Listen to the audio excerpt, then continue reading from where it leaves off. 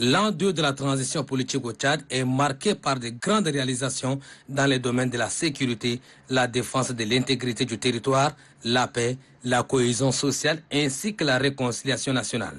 Le Conseil militaire de transition dirigé par le général Mahamat Idriss Déby Itno a fait de la sécurité des Tchadiens et de leurs biens son leitmotiv. La visite effectuée par le président de la transition, général Mahamat Idriss Déby Itno, au commissariat central 6 mois après sa désignation à la tête du Conseil militaire de transition illustre sans équivoque cet engagement du chef de l'État.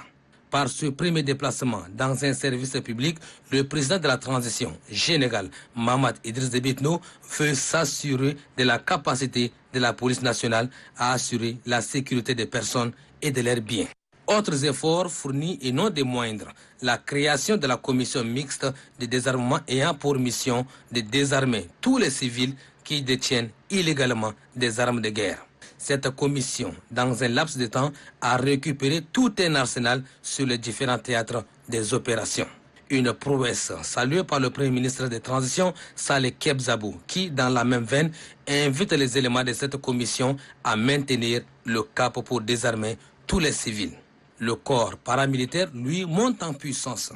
La coordination de la police judiciaire, qui est l'un des maillons importants dans la chaîne judiciaire, est dotée des moyens roulants pour accomplir loyalement les missions qui lui sont dévolues. Sur instruction du chef de l'État, les responsables de cette institution ont tenu une rencontre d'orientation et de recadrage avec les éléments. Des fermes orientations leur sont données conformément à l'éthique et à la déontologie qui régissent ce corps.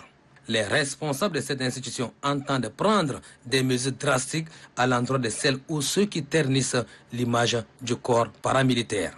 Dans le domaine de la défense, des grandes réformes sont enclenchées pour défendre l'intégrité du territoire. Depuis 1962, à nos jours, c'est pendant la première transition, l'armée a eu des avantages, des organes qui la soutiennent dans sa mission.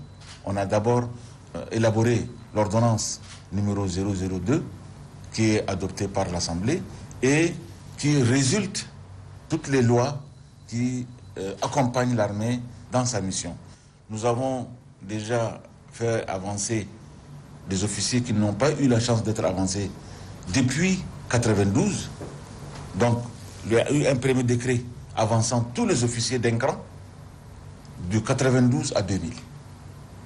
Nous avons travaillé sur les officiers qui n'ont pas eu des avancements de 2000 à 2010. Et maintenant, nous sommes en train de travailler sur ceux qui n'ont pas eu d'avancement de 2010 à 2021. C'est pour vous dire que la commission a travaillé d'une manière générale. Quand les gens parlent que certains sont lésés, d'abord, dans l'armée, le grade ne se demande pas. C'est mérité. Et non seulement mérité, il y a aussi des années que les personnes, vous savez, compte tenu de tout ce qui s'est passé, il y a eu des gens qui n'ont pas été avancés pendant 7, 8, 10 ans. Ceux-là sont tous avancés. Aujourd'hui, le décret qu'on a mis en place il y a 1 an, je pense que tous les officiers ont été avancés. Non seulement les officiers, même les soldats, nous avons instruit le SEMGA qui a fait un OG, un ordre général qui les a avancés. En plus de ces grandes réformes, la masse salariale des hommes en treillis a été rehaussée.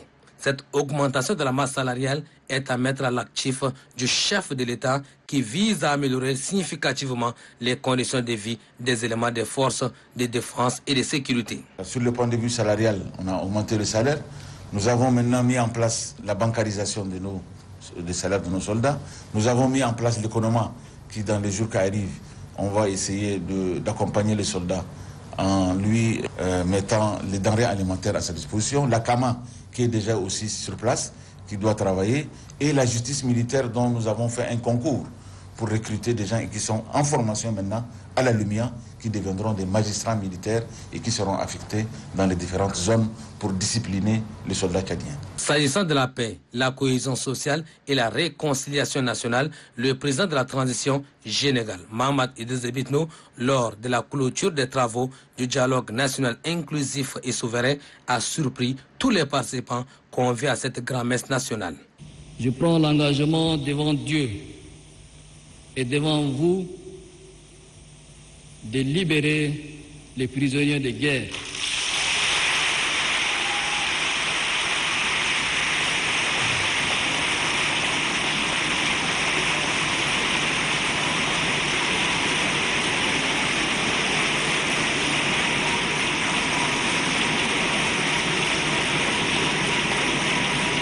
En posant ce acte hautement humanitaire, le président de la transition, général Mahamat Idriss Déby Itno, traduit dans les faits ses engagements pris en face de ses compatriotes lors de la clôture officielle du dialogue national inclusif et souverain. Lequel dialogue a donné naissance à la deuxième phase de transition. À cela s'ajoute la mise en liberté totale des détenus condamnés lors des événements du 20 octobre dernier. Homme de paix et soucieux de réunir les filles et fils du Tchad dans le processus de la refondation du pays, le président de la transition affiche son patriotisme en graciant ces derniers pour poser les jalons de la refondation du pays et favoriser la paix, le vivre ensemble et la concorde nationale. Une nouvelle page de l'histoire du Tchad est donc ouverte pour permettre aux enfants du Tchad qui se trouvent en exil de regagner la mère patrie, car le Tchad vient de loin. Au reste des politico-militaires non signataires de l'accord de paix de Doha à saisir cette perche que leur tend le chef de l'État pour renforcer la cohésion sociale et la concorde nationale. Chaque Tchadien épris de paix et de justice est appelé à saisir cette main tendue du chef de l'État, le général Mahamat Idriss Déby Itno, pour l'édification d'un Tchad fort et uni.